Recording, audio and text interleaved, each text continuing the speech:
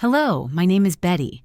I am 38 years old and my life today is a cozy chaos of antiquity, smelling of wood polish and paper yellowed with time. I am the owner of a fairly successful antique business, an island of silence in the past in the seething stream of the present.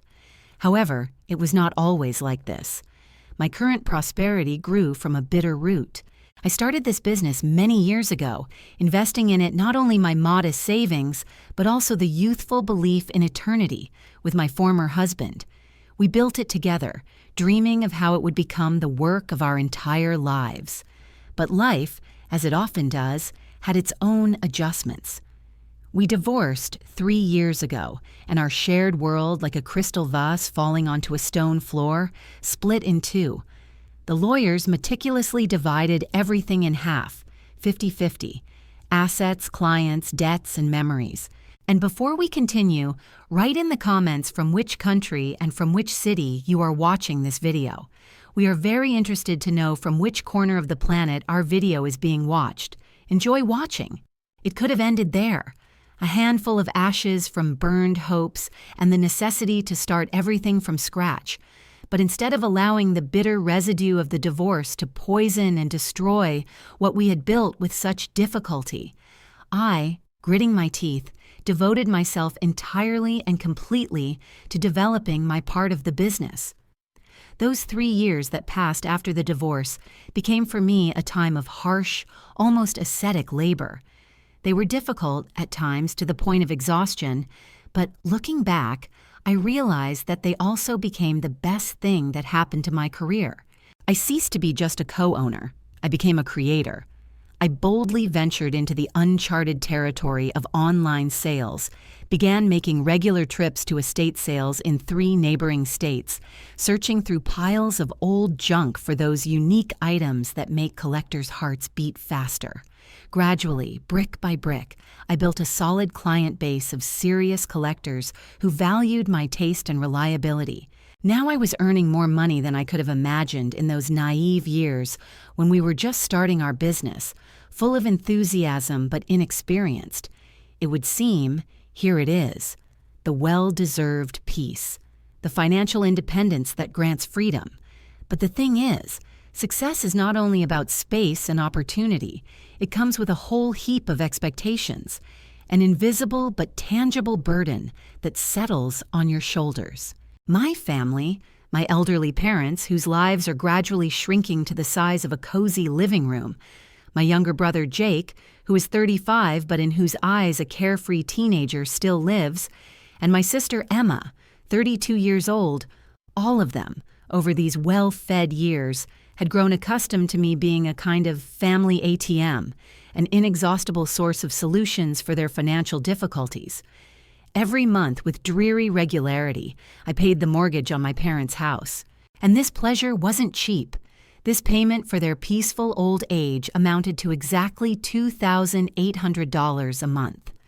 I also faithfully paid their constantly growing medical bills, which seemed only to multiply and increase as they aged. My father had diabetes, requiring constant expenses for medication and test strips. My mother had progressive arthritis, and only expensive procedures provided her relief, and neither of them had truly good insurance to cover these expenses.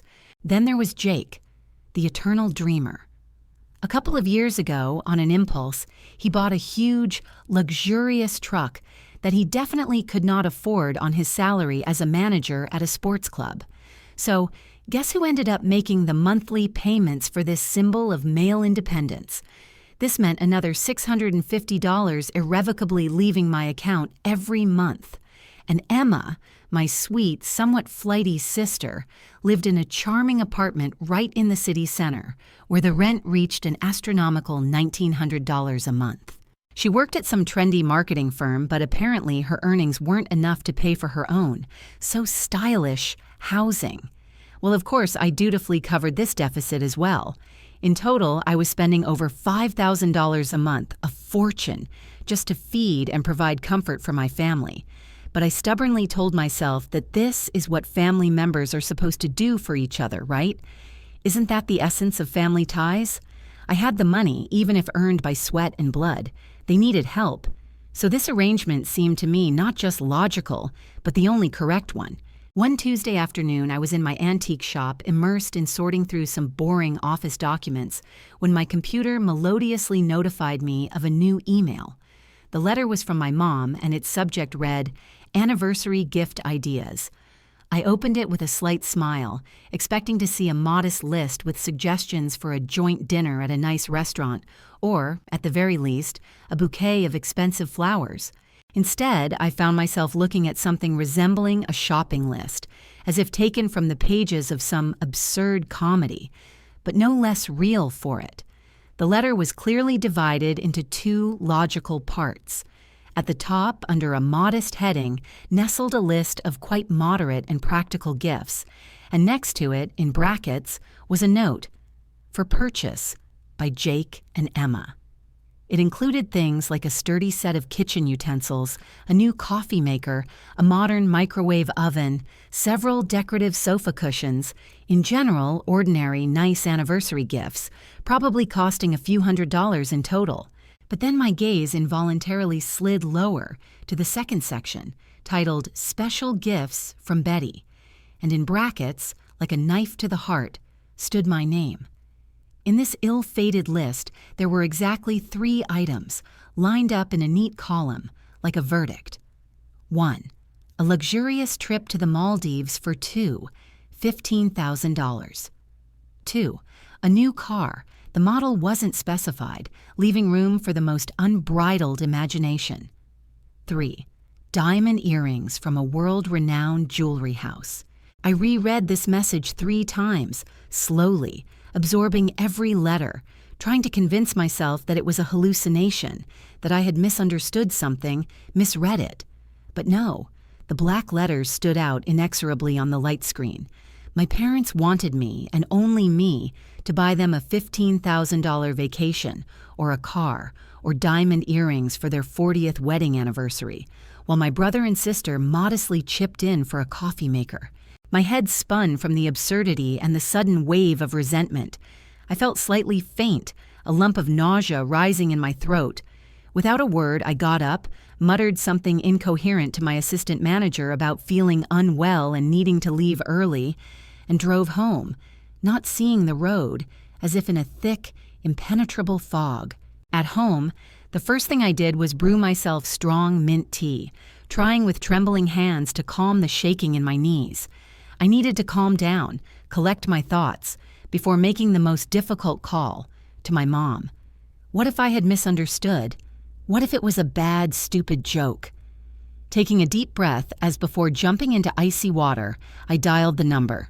"Hi, Mom," my voice sounded, seeming alien even to me. "Betty," she responded on the other end of the line. "Oh, good. Did you get my email?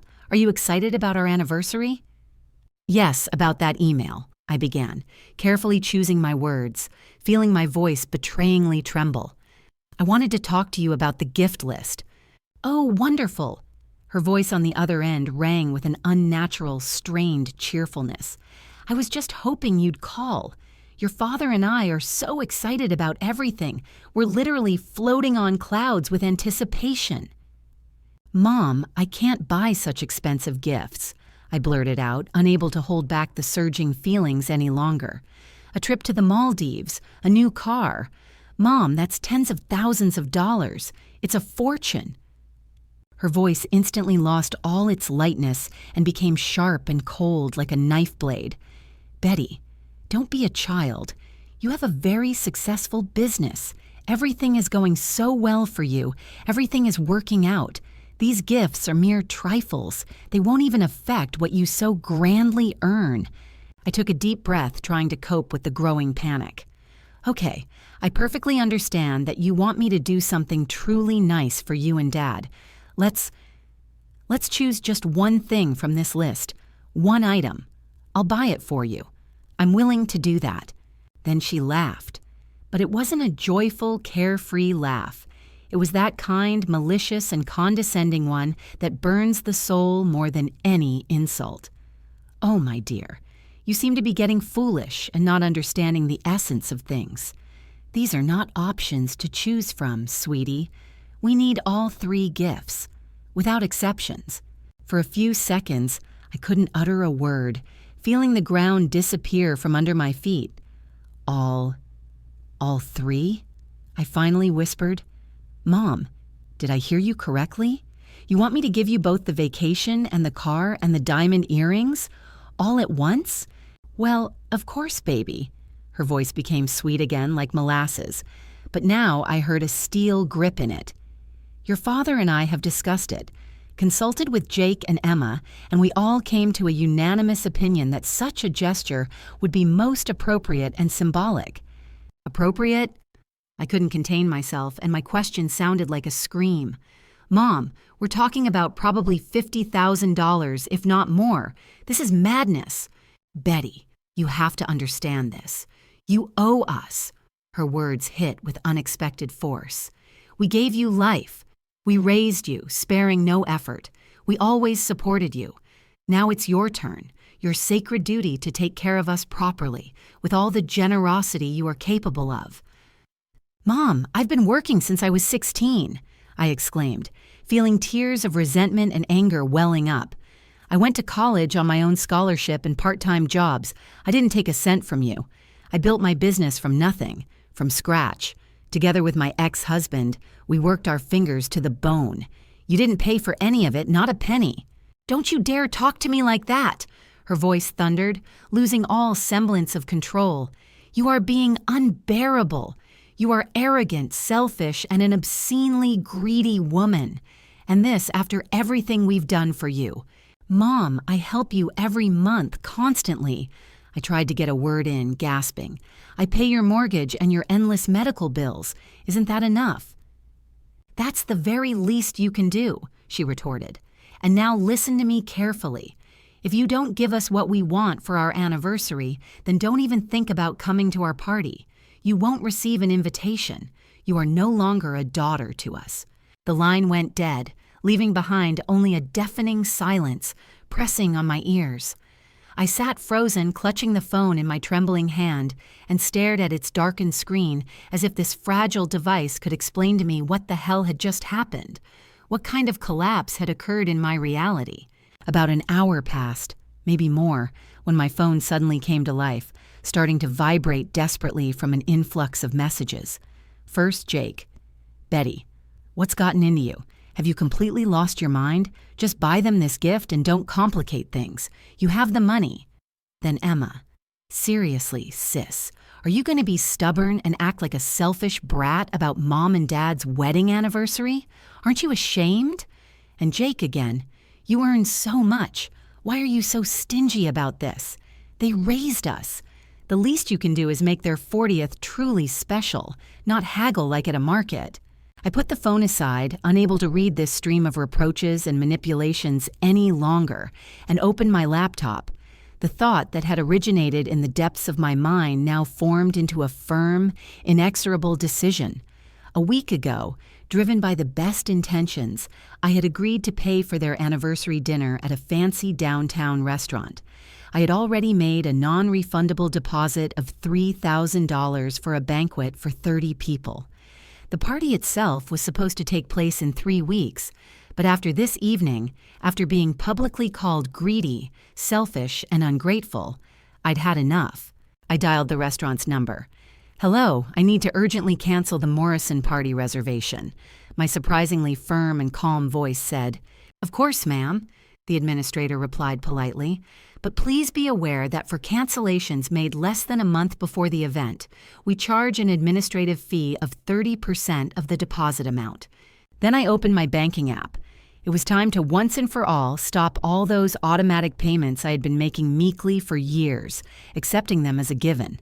One click to cancel my mom and dad's monthly mortgage payment, another to stop the payment for Jake's fancy truck, and a final click to sever the financial umbilical cord connecting me to Emma's rent.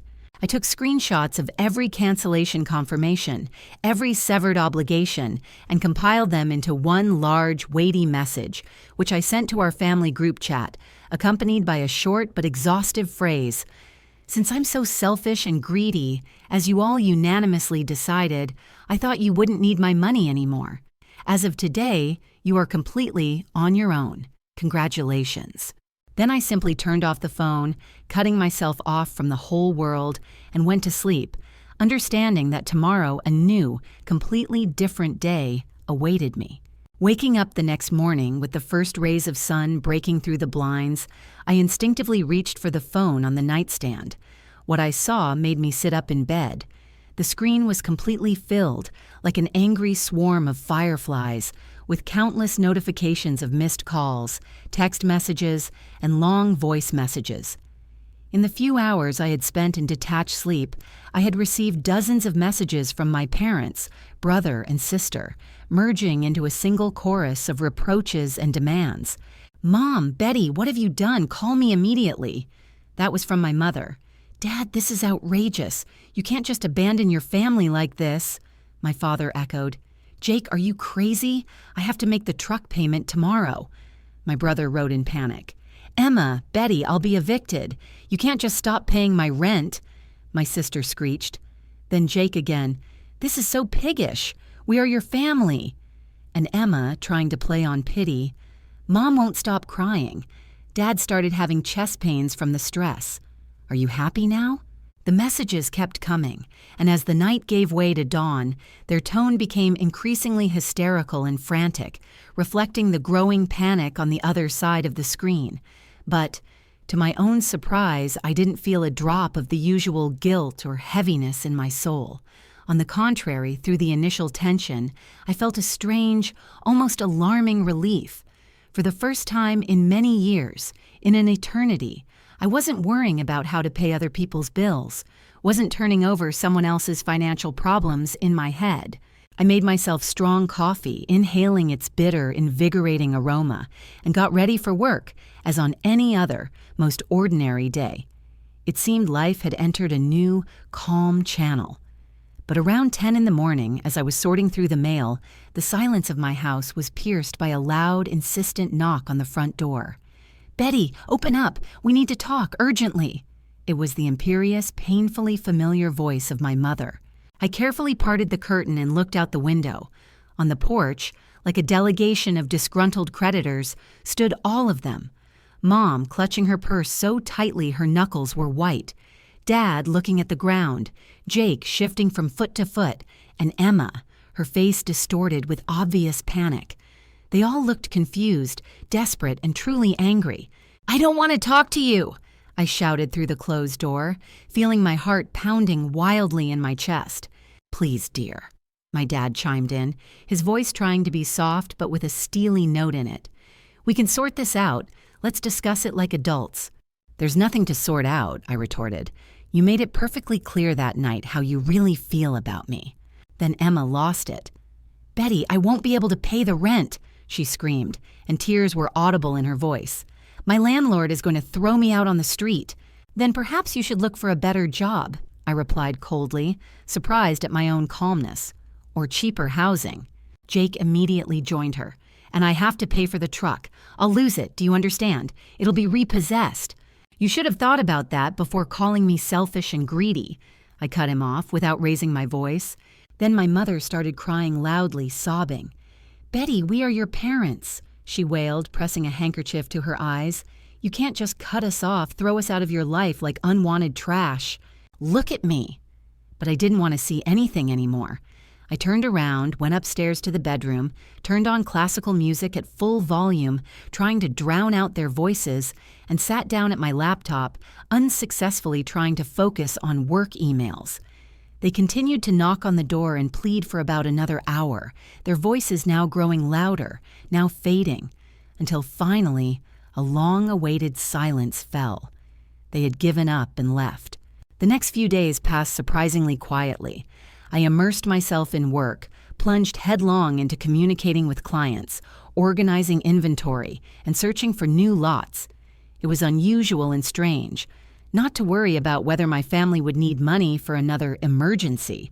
Strange, but inexpressibly good. I was breathing deeply. And on Friday, when I was in my office at the back of the antique shop sorting through invoices, my assistant knocked on the door. "Betty, your parents are here," she said, peeking in. "They insist on talking to you." I sighed heavily, realizing I couldn't avoid a confrontation in front of customers. Okay, I nodded.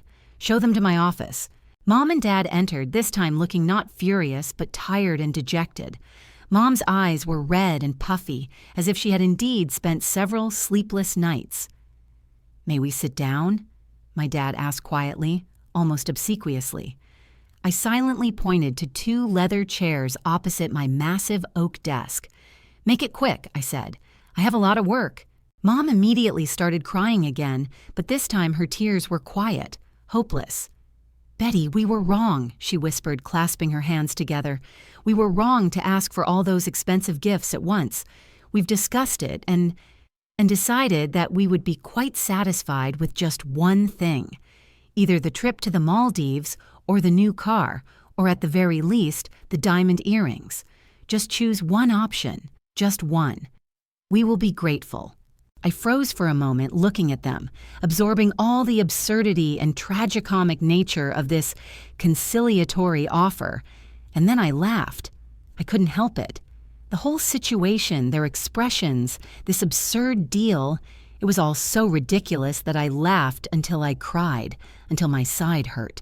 They looked at me with stunned and even frightened expressions, as if I had gone mad right before their eyes. What's so funny about that?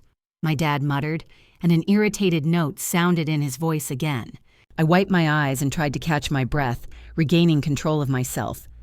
You still don't get it, do you? I finally said, looking straight at them. I'm not buying you anything. Not the vacation, not the car, not the earrings, absolutely nothing. Mom theatrically, with a well-rehearsed gesture, clutched her chest, and her face contorted with what she wanted to show as genuine agony. You're breaking my heart, Betty. You're literally tearing it apart with your cruel stubbornness. She exhaled, and tears glistened in her eyes. Mom, I've been faithfully paying your medical bills and countless examinations for years, I retorted coldly, feeling long-suppressed rage boiling inside me. I know perfectly well that your heart is in perfect condition. The best cardiologists confirmed it. But let's face it. Yes, you are my parents, and I have supported you financially for many years, while you, with astonishing frivolity, took every penny for granted, as a given. That's over. Forever. What about the anniversary dinner? My dad interjected, trying to steer the conversation into practical matters. You wouldn't dare cancel it at the last minute. I already canceled the restaurant reservation, I informed him calmly, watching with pleasure as his face lengthened in amazement. A few days ago. So you are free to come up with and organize your own independent party based on your own means. Mom gasped, and the sound was full of such drama, as if a cathedral had collapsed before her eyes. You canceled it. But we've already sent out invitations to 30 guests. What are we going to do now? Then you'd better start planning what you can actually afford immediately, I replied without a hint of regret. And not what I can afford for you. Betty, please, come to your senses. My dad tried to interject again, but I sharply raised my hand, stopping him. No, I want both of you to leave my office immediately. And don't you dare bother me at work again. We have nothing left to discuss. They slowly, reluctantly, got up and left, and I could hear my mom crying loudly, sobbing in the hallway until the very end, trying to evoke a sense of guilt that had finally died out in my soul. Over the next week and a half, my phone didn't quiet down for a single day, turning into a real instrument of torture. All our relatives, close and distant, started calling me from the same number, trying to make me change my mind, pressing on family feelings and a sense of duty. Betty, your Aunt Sarah says you are incredibly cruel to your elderly parents who gave you their whole life, my uncle yelled into the phone. Betty, your cousin Mike thinks you should immediately change your mind and restore all the payments. They raised you, put their soul into you, my aunt echoed him. Your parents are so deeply offended they can't recover. And all that money you get from your antique business, shouldn't it serve the family? Another voice reproached. I hung up on each of them without a second thought, one after another. I had not the slightest interest left in listening to their biased, vested opinions about my money or my personal decisions, which concerned no one but me. 2 weeks later, my parents' 40th anniversary came and went without incident. On the actual celebratory day, I didn't receive a call or message from them, and that suited me just fine, giving me a long-awaited sense of peace.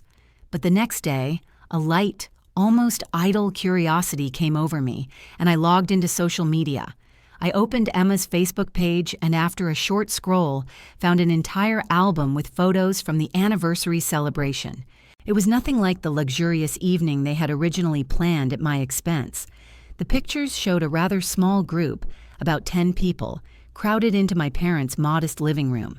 The table was adorned with simple homemade dishes served on disposable paper plates. A modest layer cake from the nearest supermarket stood in the middle of the room, and the entire space was decorated with cheap, garish decorations from a dollar store. Emma had captioned the photos with pathos, a modest but heartfelt celebration of our dear Mom and Dad's 40th wedding anniversary.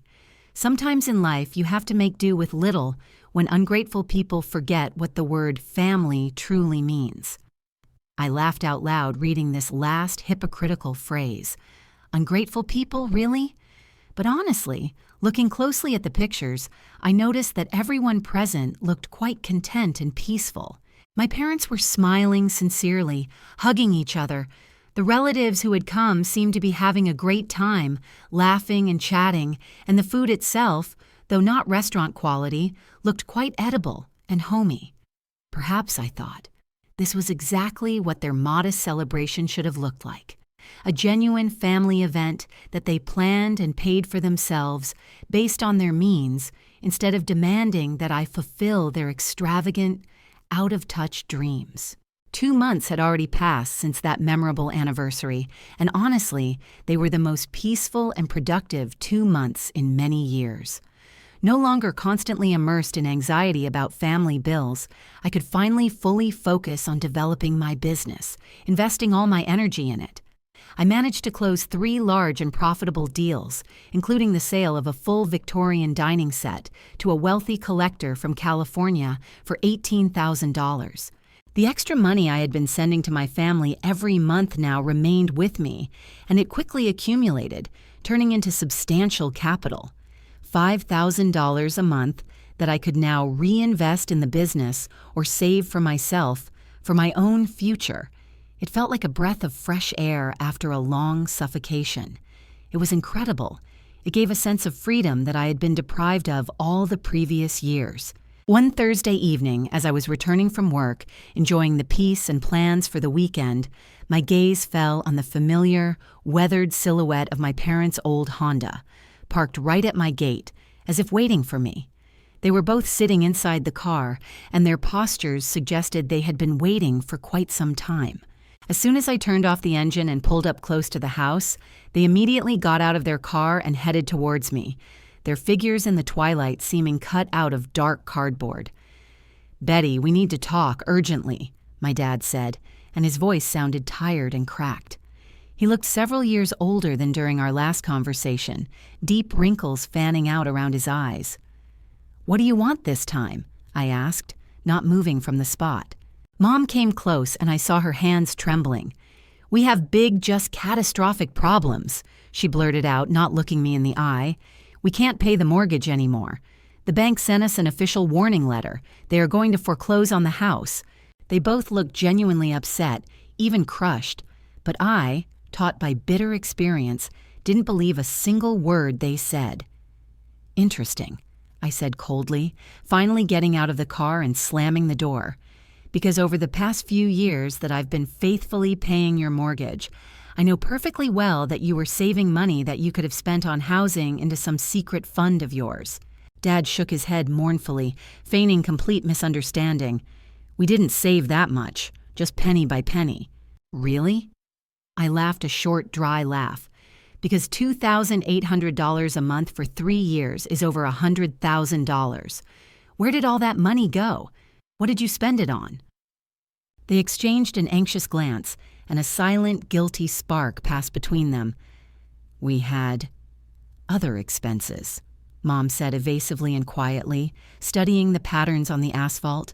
"What kind of expenses?" I insisted, feeling righteous anger rising. "I was paying your medical bills on top of the mortgage, every last one." Betty, please understand, my dad's voice trembled. We really will lose our house, the roof over our heads. I crossed my arms over my chest, feeling like an impregnable fortress. You know what? Even if you did spend every last cent I sent you, you still have a very real option. Remember that small but cozy country house I bought for you as a gift 6 years ago?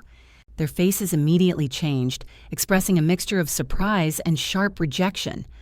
So what about it? Mom asked suspiciously, expectantly. Sell it, I suggested calmly. That house is now worth at least $80,000 on the market. That should be more than enough to pay off the mortgage debt and start with a clean slate. We are not selling the country house, my dad said quickly, almost shouting, and a panicky note sounded in his voice. Then I suppose you will lose your main house, I shrugged, maintaining icy calm. That is your conscious choice. Betty, but that's our retirement home, our pension dream, Mom pleaded. We planned to move there permanently when we got really old.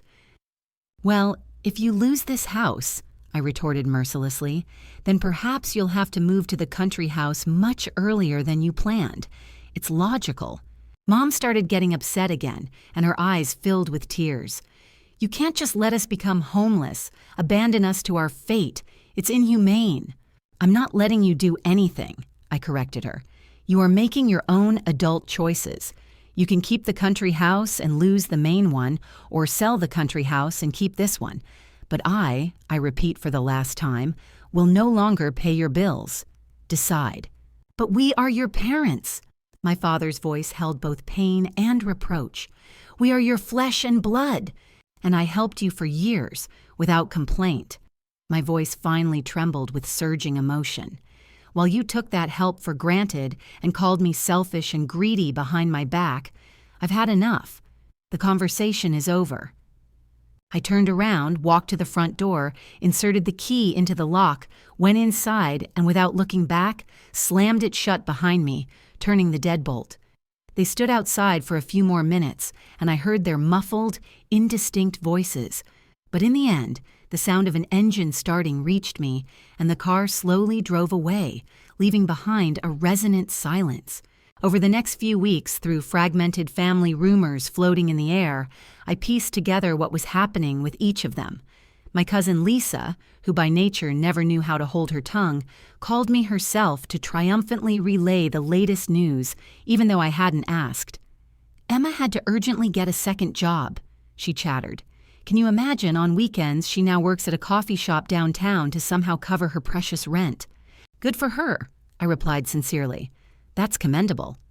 And Jake, Lisa continued, is now working double shifts at a warehouse. He's, of course, constantly exhausted, like a squeezed lemon, but determined to keep his ill-fated truck at all costs. That's what truly responsible adults do, I remarked. They learn to be accountable for their decisions. And your parents, my cousin added, lowering her voice to a conspiratorial whisper, are rumored to be actively considering putting their country house up for sale. They're looking for a realtor. A smart and absolutely logical move in their situation, I stated. Lisa, judging by the pause on the other end, was clearly upset and even irritated by my calmness and lack of emotion. Betty, doesn't any of this upset you at all? Doesn't it torment you? She asked reproachfully. No, I answered honestly. Not a bit. They are all finally doing what they should have done from the beginning, learning to take care of themselves and be responsible for their own lives. After Lisa, disappointed, hung up, I sat for a while longer, thinking, digesting what I had heard. Emma, my flighty sister, was now working 2 jobs tirelessly. Jake, the eternal slacker, was working overtime, sparing no effort. My parents, it seemed, had finally matured enough to sell that country house I had once given them with such love, and to use the proceeds wisely and responsibly, not as another reason for thoughtless spending. I analyzed the situation with cold clarity.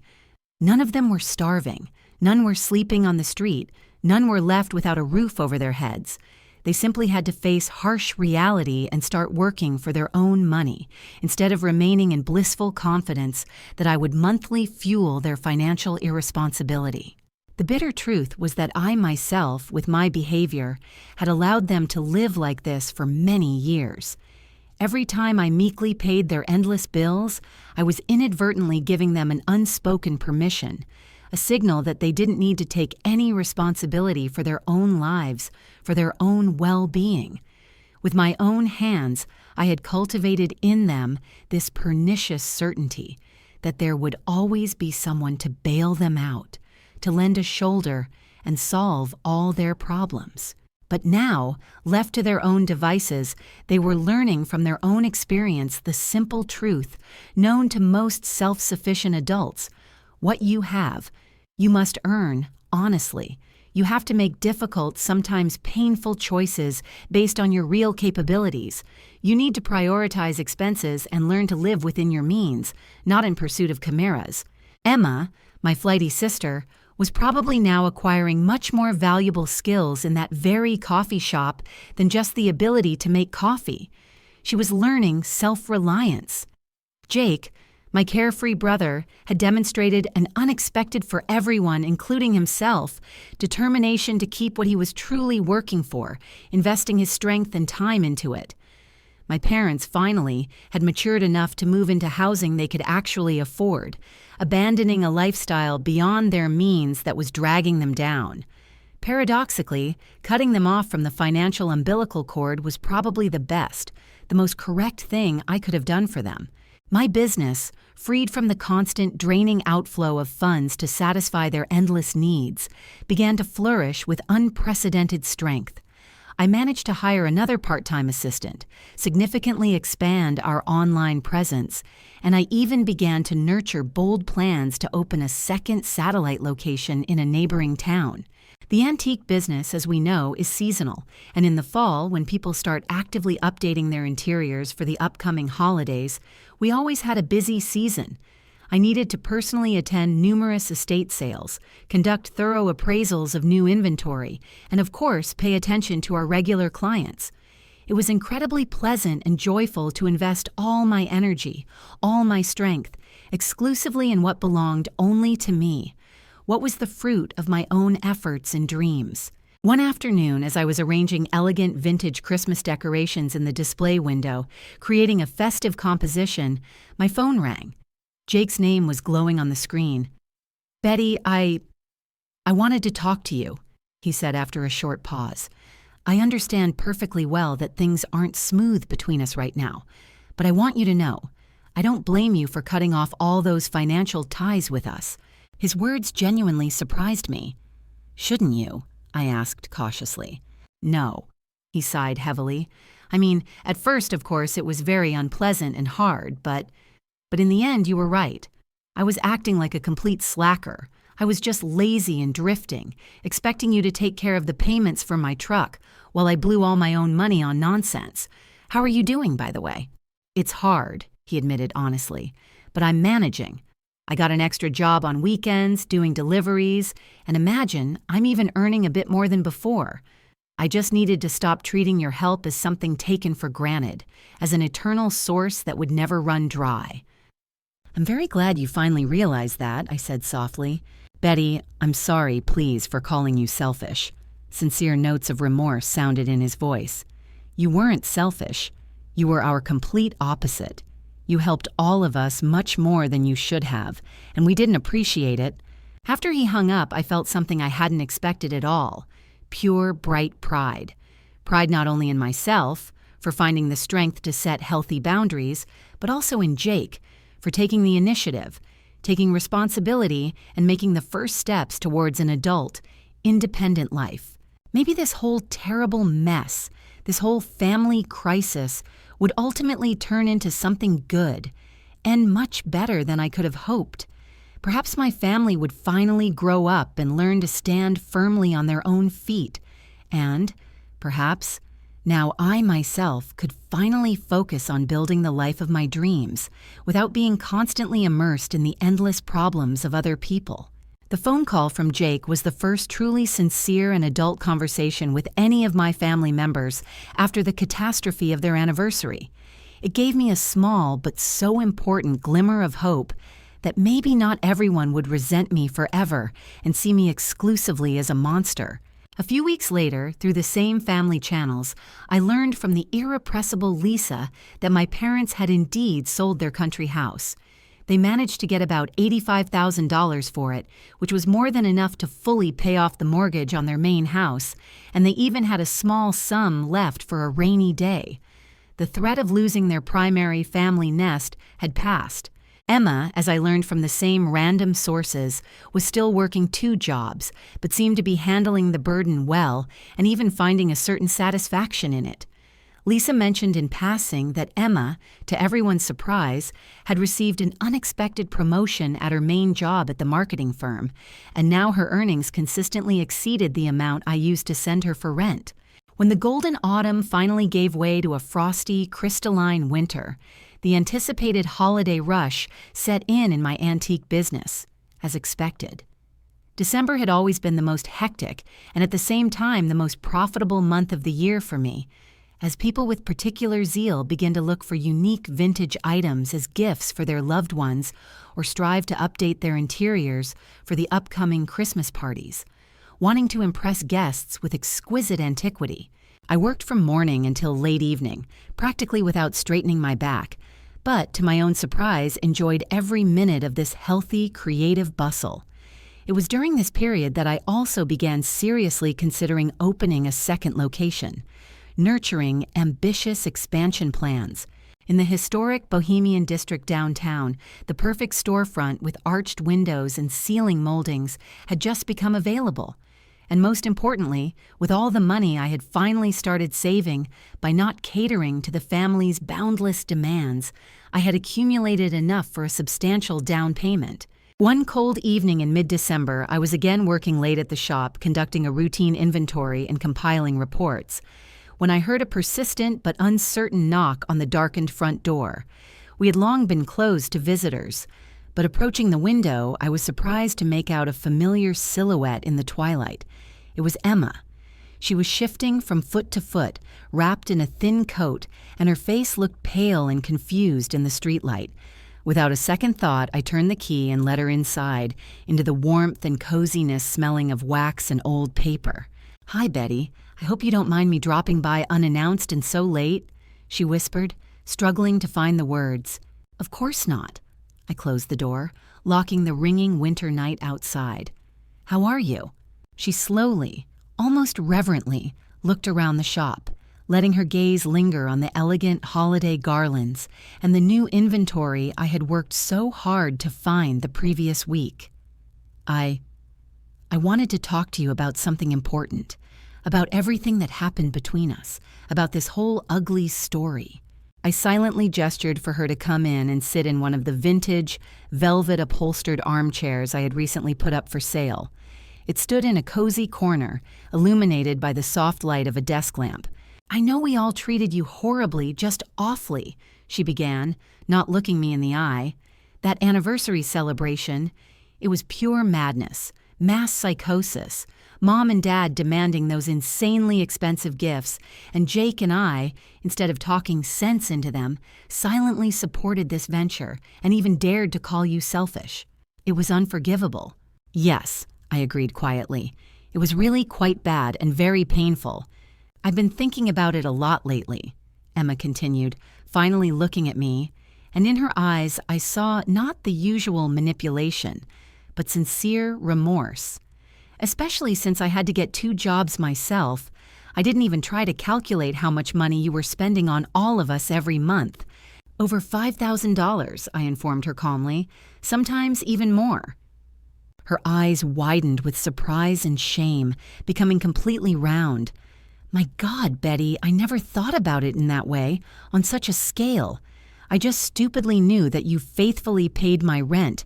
But if you add all that money up into a single sum, with that money, you could have bought your own house long ago, gone on a luxurious vacation, or secured a comfortable retirement for yourself. And we were just burning through it, without even thinking."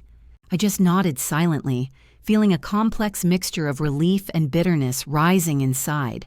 "That's absolutely correct. Every dollar was going nowhere.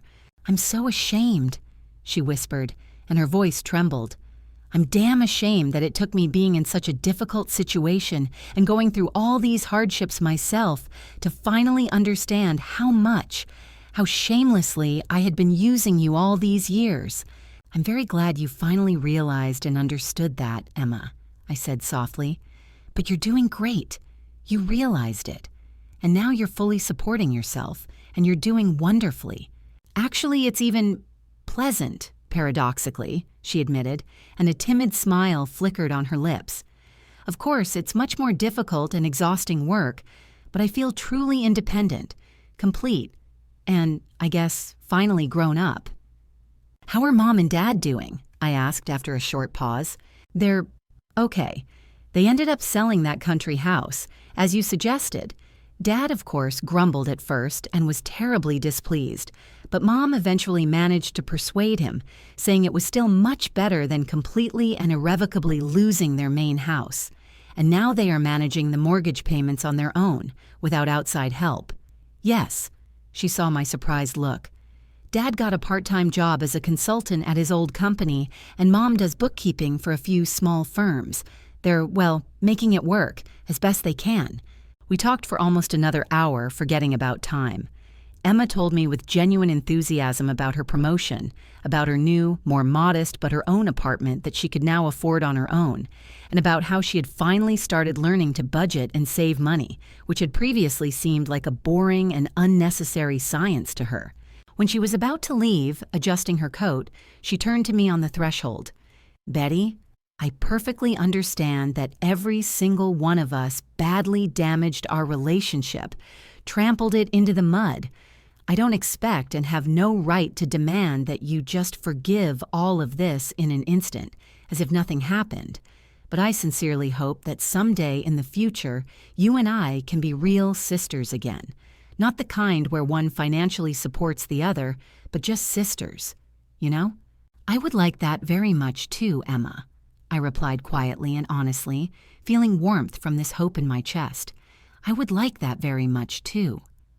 After she left, dissolving into the winter twilight, I sat in my shop for a long time, in complete reverent silence, broken only by the ticking of vintage clocks, surrounded by beautiful, history-breathing antique things, and felt more peaceful and content than I had in years, as if a heavy, pressing stone had finally fallen from my soul.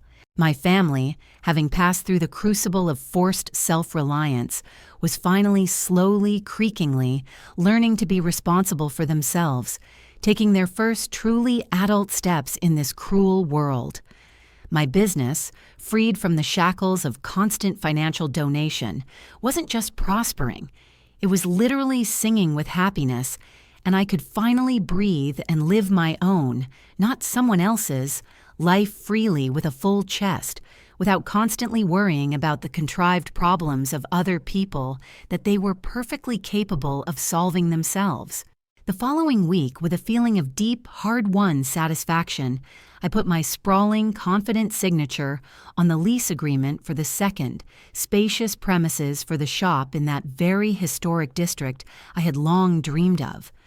I was officially expanding my small empire of antiquity, something I had dreamed of for years but never had enough extra capital to realize, because every spare dollar was mercilessly sucked out by the insatiable family vortex. As I was leaving the cool, expensive-smelling, of polish and severity lawyer's office, clutching a folder with the signed documents in my hand, my phone rang in my pocket, and I saw Jake's name on the screen. "Betty, Emma told me you're opening a second shop." His voice came through, and it didn't have the usual flippancy, but held genuine interest. "That's just amazing. I'm sincerely happy for you." "Thank you," I replied, still under the impression of what had just happened. "I can't believe it myself. I'm very inspired and full of plans." "I wanted to ask you something important," he said after a small, nervous pause. "Are you hiring right now? I've been seriously thinking about a radical career change lately, and, I've always been genuinely interested in antiques. I've read a lot about it." This offer genuinely surprised me, making me freeze for a moment on the snow-covered sidewalk. "You want to work for me?" I clarified to make sure I heard correctly. "If you would only consider my candidacy," he said hastily. "I perfectly understand that I made many mistakes before, was irresponsible. But believe me, over the past few months, I've learned a lot. I've understood what real responsibility is, and I firmly promise that I won't expect any special lenient treatment just because we're family. I'm ready to go through all the trials on general terms." I thought about it, remembering that Jake really did always have golden hands and an innate subtle sense of quality. He could tinker with technology for hours, bringing it to perfect condition. Perhaps a talent for delicate restoration work, which was so needed at the new place, really lay dormant in him. "You know what? Please give me some time to think about your proposal," I said cautiously. "I will indeed need a reliable person who can professionally help with furniture restoration at the new place. It's very responsible work." "I would love that incredibly," genuine delight sounded in his voice. "And Betty, I want to agree right away. I will work exclusively for the salary you deem fair, without any family discounts or special conditions. Please treat me like any other potential employee. I'm ready to prove my professional suitability." After hanging up, I walked slowly along the snow-covered sidewalk and understood that something much more important than just a business conversation about hiring had happened. My family was finally, through pain and humiliation, beginning to learn to treat me as an equal, respected person, and not as their personal, fail-safe bank account. I didn't know if I was internally ready to work side by side with Jake, or if my deeply damaged relationship with my parents would ever be restored, if I could ever look them in the eye again without a bitter aftertaste. But for the first time in many long, exhausting months, I distinctly felt a weak but persistent sprout of hope warming in the depths of my soul that someday, in the foreseeable future, we might develop truly healthy adult relationships built on mutual respect, not financial dependence. The best, most healing feeling was that I now knew for sure I would cope, no matter what lay ahead, no matter what storms befell my lonely boat. I had honorably proven to myself that I possessed the willpower to set clear, unambiguous boundaries, to adhere to them unwaveringly, no matter how difficult, and to confidently build the life of my dreams without constantly sacrificing my own goals and aspirations for the momentary comfort of other, long-grown adults. My phone suddenly vibrated, notifying me of a new message from a potential client who was interested in an elegant Victorian whatnot he had seen on my website.